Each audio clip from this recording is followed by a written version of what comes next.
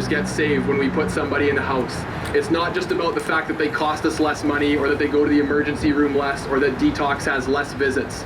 It's about that human being a member of our community and having a right to housing. Other municipalities in this country have recognized the Universal Declaration that housing is a human right. It's high time we did here.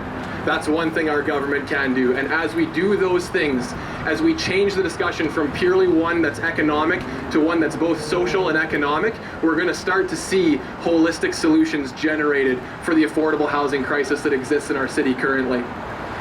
Housing is a human right, and our solutions need to include ownership, high market, and mid-market. I don't dispute that. There's nothing wrong with talking about how to stimulate affordable builds for first-time home buyers. There's nothing wrong with talking about stimulating high market rentals. But too often those discussions have excluded the people that are the hardest to find because they're sitting in our building every day from 9 to 4:30, drinking a cup of coffee, wondering where they're going to put their head at night. And they're not getting included in a consumer survey. They're not getting a phone call on their non-existent telephone. And until we as a community, as a municipality, as a province, and as a federal government start to generate solutions that include those individuals, we're going to have the same meeting on this sidewalk every year. We're going to have the same conversations in that room upstairs, and no solutions will actually address the crisis from the perspective that we see it at Carmichael Outreach every day. We're just a part of the problem. We don't think that all the money needs to come through our doors, but we are a part of the problem, and we need to be included as part of the solution, and the folks that come through our doors need to be included and have their voices heard so they can get the outcomes that they deserve, both economically and socially. Thank you very much. Here, here. Thanks, Tyler. I agree. This Alternative Housing Summit is very much a complementary one to the main Mayor's Housing Summit. But what I say to the Mayor and City Council, bring us in from the cold. Bring us into this conversation. Let us have this conversation from the cozy confines of the Delta. Today was a nice day. We're all right out here. But for many, the street is the reality in terms of where they get to sleep at night. The overcrowded conditions, the unsanitary places in which they have to call home are just not right. So one start is bring us into the conversation, have us channel some of these voices, talk to people who have first-hand knowledge about the dire straits that is the Regina housing and affordable housing crisis, and let's all work together. Why are we having two conferences here? We should be part of the same conversation. We're part of the same community. Our last speaker for today is Devon Peters. He's the president of the University of Regina Students Association, and he'll be giving us a bit of a talk about housing and homelessness from a student perspective again. Thank you.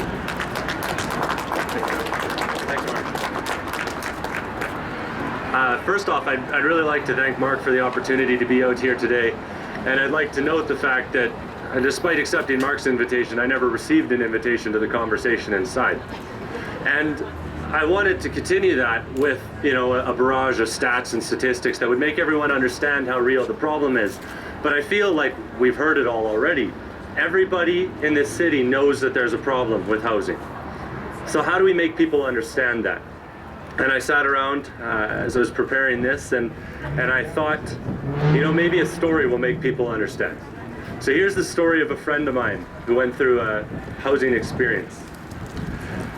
This student, he's a friend of mine, hardworking, gets good grades, above 80% most of the time. He works full-time during the summer, 12, 14-hour days, unregistered trade, so low wages, but he puts in the time to pay for his school. During the fall and winter, he works 6 a.m. to 2 p.m. Saturdays and Sundays while doing 5 classes during the week. It's not easy for him. He doesn't get to go out a lot. He doesn't have a lot of friends for free time, but he still manages to find time to volunteer for a couple of community organizations. All in all, he's a good guy. And so he said to himself, this isn't sustainable. I can't keep working myself to the bone like this. How do I make my life change? Well, school's not getting any cheaper, so maybe I'll move out of residences. I'll stop paying $750 a month in rent, $150 a semester parking pass, $450 a month for my meal plan. Maybe I'll cut some of that cost.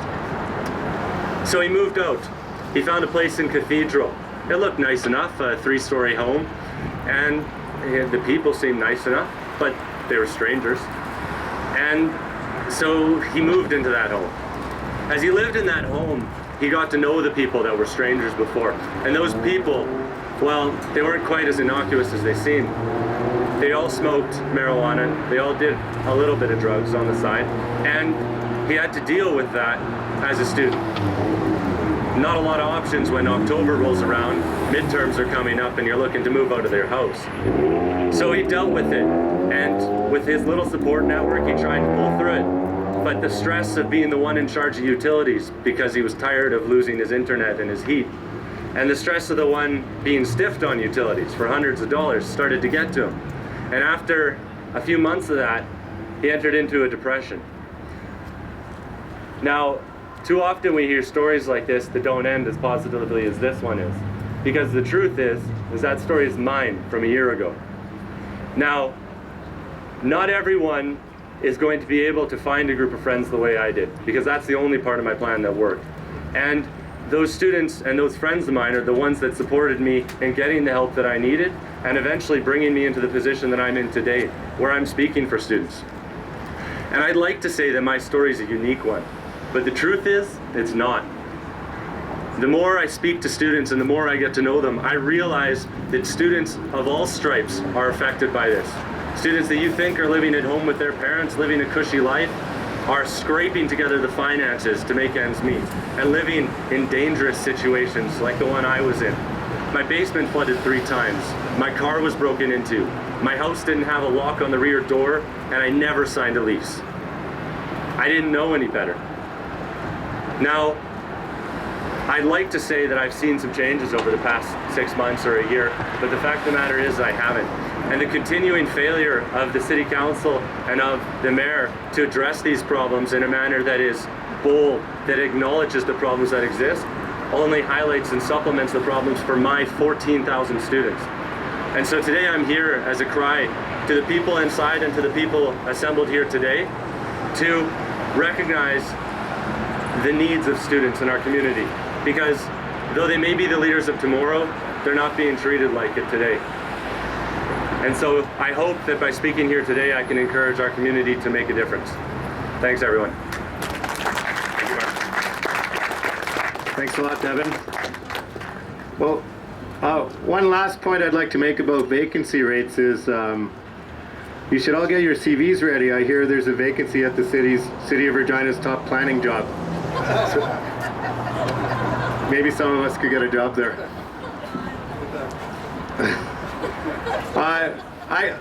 I made a joke there, but what I really wanted to highlight, and I think this sign does it so well, is that improvements in vacancy rates simply don't translate into improvements in affordable housing. And let's all work together. Why are we having 2 conversations? Let's have one conversation as a community, taking responsibility for our well-being, for our brothers and sisters' well-being, for the place in which we call home. Let's have that be that everyone has such a thing. I'd like to thank everyone who took part in this Alternative Housing Summit press conference. You heard many insights and perspectives from lots of people who work with this every day. And without their input, there would be no Alternative Housing Summit. So thanks again, and I hope you put this in concert with what you hear on the inside from other perspectives. Let's work together. Thanks. If anyone's experienced housing or homelessness issues, I think there are some reporters that might want to talk to you. They could be right here if you want to talk about your personal situation in terms of not having been able to find affordable housing. Thanks.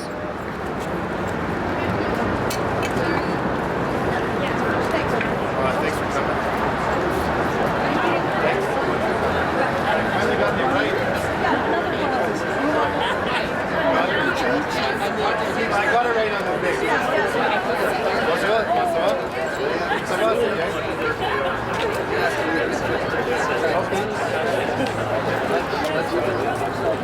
Okay.